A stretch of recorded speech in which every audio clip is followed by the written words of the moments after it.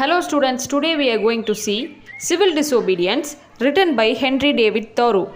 In this prose, there are two characters. The first character is James K. Polk, President of United States. The second character is Henry David Thoreau. In March 1845, the United States acquired a new president, James K. Polk, a forceful, aggressive political leader intent on strengthening his country and asserting its preeminence in front of other world powers, especially Mexico and Great Britain. Okay, let's get into the summary. Within a year of his inauguration, he had declared a full-scale war on Mexico because of squabbles over the Texan border. Squabbles means fight, and was soon conflicted with Britain over the ownership of Oregon. Actually, Polk was a vigorous defender of slavery. Defender of slavery means one who encourages slavery. Polk was a popular president, admired by many for his kung ho manner. Kung ho manner means extremely enthusiastic.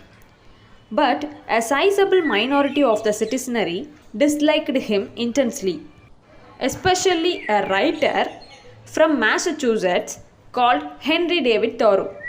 Actually, Massachusetts is a state of United States. So both of them are citizens of United States only. Okay, Thoreau is now a canonical American literary figure. Canonical means allowed by church law. Studied in every high school for his lyrical masterpiece Walden. But there is another more political side to Thoreau. Thoreau hated Mexican-American War, instinctively siding with the losing Mexican side.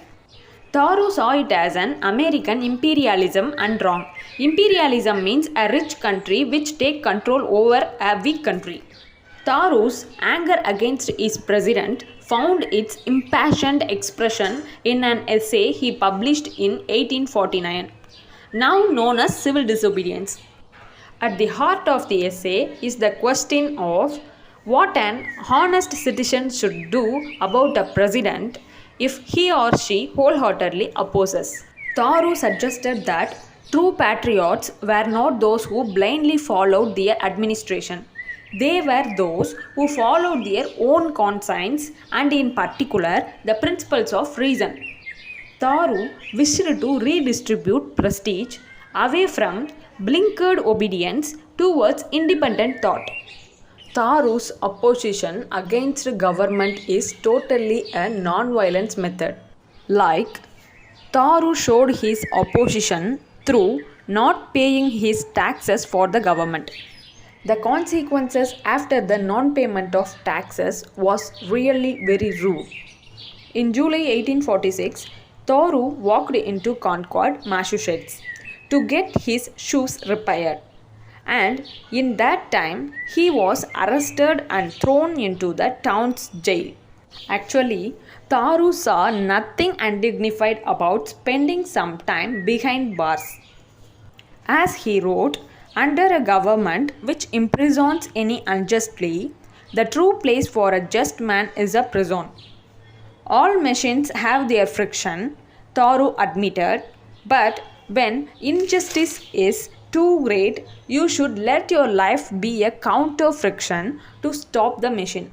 To be honest, Thoreau didn't advocate the non-payment of taxes as a rule. He didn't say that non-payment of taxes is the only way for non-violence. In fact, his maiden Auntie Maria, without asking Thoreau, paid his taxes and secured his release.